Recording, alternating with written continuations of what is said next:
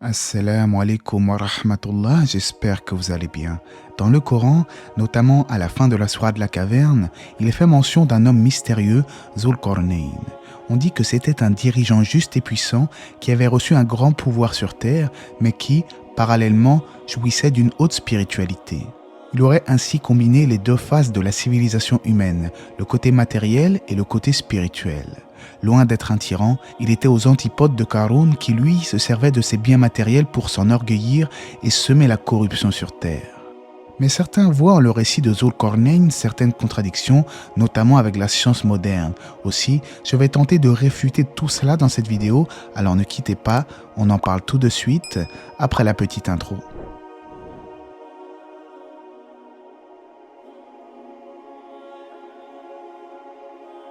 Les exégètes ont expliqué à travers plusieurs livres de tafsir que Zulqarnayn était un serviteur d'Allah qui incitait son peuple à emprunter la voie de la guidée. Il avait la capacité de parler plusieurs langages, il était donc polyglotte. Allah lui a accordé une grande puissance sur terre, un certain savoir ainsi que des armées. Certains avancent qu'il s'agirait d'Alexandre le Grand, mais à ma connaissance, il n'y a pas de preuve de cette théorie et Ibn Kathir rejette cela dans son tafsir. De par l'explication apportée par certains savants, on retient également que Zulqarnayn domina l'Orient et l'Occident. Les différentes nations et les rois n'avaient alors d'autre choix que de se soumettre face à son pouvoir. Dans le tafsir d'Ibn Kathir, on comprend de l'explication de la sourate Al-Kahf que le nom Zulqarnayn signifierait l'homme aux deux cornes. Parmi les explications retenues notamment, il y a le fait qu'il atteignit les deux cornes du soleil, à savoir celle qui se situe à l'est ainsi que celle qui se situe à l'ouest. Les savants ont apporté également d'autres explications. Allah dit dans la sourate de la caverne, traduction rapprochée, « Il t'interroge sur Zulqarnayn, dit « Je vais vous en citer quelques faits mémorables. » Il suivit donc une voie, et quand il eut atteint le couchant, il trouva que le soleil se couchait dans une source boueuse, et, auprès d'elle, il trouva une peuplade impie. Nous dîmes, ô Zulqarnayn, ou tu les châties, ou tu uses de bienveillance à leur égard.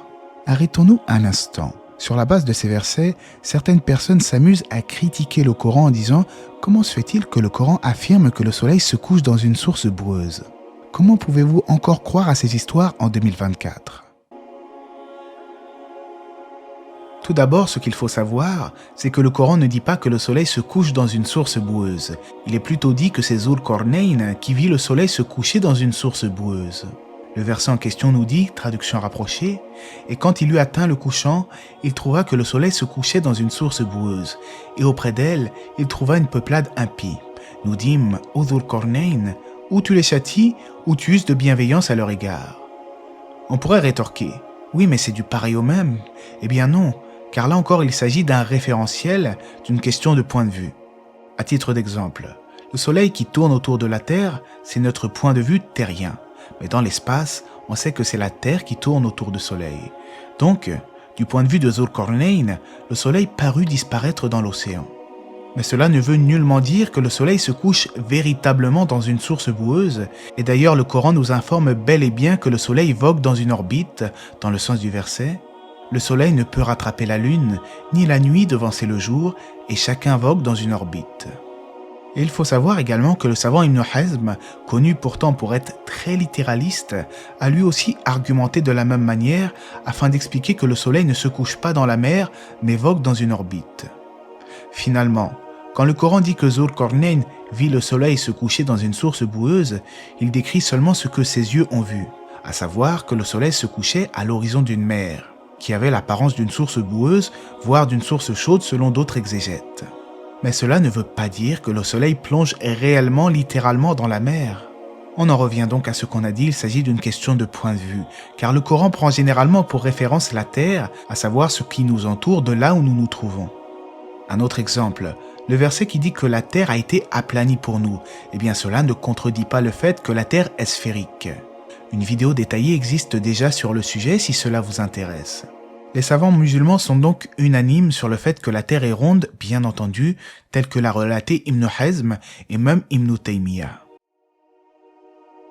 Allah dit dans le Coran, dans le sens du verset, « Et quand il eut atteint le couchant, il trouva que le soleil se couchait dans une source boueuse, et, auprès d'elle, il trouva une peuplade impie. Nous dîmes, ô Zulqarnayn, ou tu les châties, ou tu uses de bienveillance à leur égard. » Il dit « Quant à celui qui est injuste, nous le châtierons. Ensuite, il sera ramené vers son Seigneur qui le punira d'un châtiment terrible. » Sur la base de ces versets, les savants ont divergé quant à l'identité de Zulqarnain. Vu qu'il semble y avoir une communication entre Allah et Zulqarnain, certains ont dit qu'il s'agit d'un prophète, tandis que d'autres ont rejeté cette hypothèse. D'autres ont affirmé qu'il y avait un prophète en compagnie de Zulqarnain, et Allah sait mieux quel est l'avis le plus proche de la vérité. Quoi qu'il en soit, le Coran nous informe que lors de ses voyages, Zulqarnain rencontra un peuple qui lui demanda de l'aide face à Gog et Magog, Ya'juj ou Ma'juj. Et quand il eut atteint un endroit situé entre les deux barrières montagnes, il trouva derrière elle une peuplade qui ne comprenait presque aucun langage. Ils dirent « Ô Zulqarnain, les Ya'juj et les Ma'juj commettent du désordre sur terre. Est-ce que nous pourrons t'accorder un tribut pour construire une barrière entre eux et nous ?» Selon certains avis, Gog et Magog sont donc emprisonnés derrière une muraille entre deux montagnes et Allah a dit dans le sens du verset « Apportez-moi des blocs de fer, puis, lorsqu'il eut comblé l'espace entre les deux montagnes, il dit « Soufflez ». Puis, lorsqu'il lui rendu une fournaise, il dit « Apportez-moi du cuivre fondu, que je le déverse dessus ». Ainsi, ils ne purent guère l'escalader ni l'ébrécher non plus. Il dit « C'est une miséricorde de la part de mon Seigneur, mais lorsque la promesse de mon Seigneur viendra, il le nivellera. » Et la promesse de mon Seigneur est vérité. Nous les laisserons ce jour-là déferler comme les flots les uns sur les autres, et on soufflera dans la trompe et nous les rassemblerons tous. Ainsi, Gog et Magog, Ya'juj et Ma'juj sont emprisonnés entre deux montagnes scellées par une barrière. Conséquemment, ils seront libérés quelque temps avant la fin du monde, qui sera suivie de la résurrection et du grand rassemblement. Selon un autre avis, le mur que Zulqarnain a bâti n'était pas une construction derrière laquelle Gog et Magog auraient été complètement enfermés. Selon ce point de vue, cette muraille leur aurait bloqué uniquement l'accès à certaines cités où Zulqarnain s'était rendu. Pourrais-tu mettre une barrière entre nous et eux ? Selon ce même avis, Gog et Magog désigneraient des peuples différents en fonction d'époques différentes. Une recherche détaillée sur ce sujet a été réalisée par le frère gérant du site Maison Islam. Je mettrai ainsi le lien dans la description pour plus d'informations.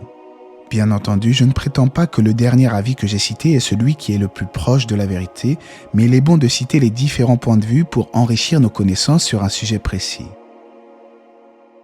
Quant aux leçons que nous pouvons tirer des périples de Zulqarnain, c'est que les moyens matériels peuvent être une bonne chose ici-bas s'ils sont utilisés à bon escient et sans s'enorgueillir. Ils doivent être utilisés pour le bien-être de l'humanité et non pour asservir les hommes démunis et ensuite exploiter ces derniers. Comme nous l'avons vu dans les versets, un peuple qui ne comprenait presque aucun langage demanda l'aide à Zulqarnain contre Gog et Magog en échange d'une rémunération. Non seulement Zulqarnain a refusé en disant « Ce que mon Seigneur m'a conféré vaut mieux que vos dons », mais en plus, il ne s'est pas dit « Qu'est-ce donc que ce peuple qui ne comprend presque aucun langage ? Moi-même, je parle plusieurs langues. Quel peuple ignare ?» Non, bien au contraire, car le croyant en islam n'est pas arrogant, il ne prend pas les autres de haut. Il sait reconnaître que les grâces qu'il a acquises, c'est grâce à Allah avant tout. À notre époque, l'humanité a certes fait un grand bond en avant en matière d'avancées technologiques, mais il est bon de prendre exemple sur Zulqarnain qui n'avait pas délaissé la spiritualité au détriment de l'aspect matériel. Ce que nous avons acquis en matière de savoir et de progrès, nous le devons à Allah. Ce n'est pas par notre propre puissance. Celui qui est doué de raison sait être reconnaissant envers Allah pour les bienfaits qu'il accorde à ses serviteurs. Ainsi, on demande à Allah d'être des serviteurs reconnaissants. Allah sait mieux, j'espère que cela vous aura intéressé. N'hésitez pas à vous abonner si vous ne l'êtes pas. Que la paix et les bénédictions d'Allah soient sur le prophète, sa famille et ses compagnons.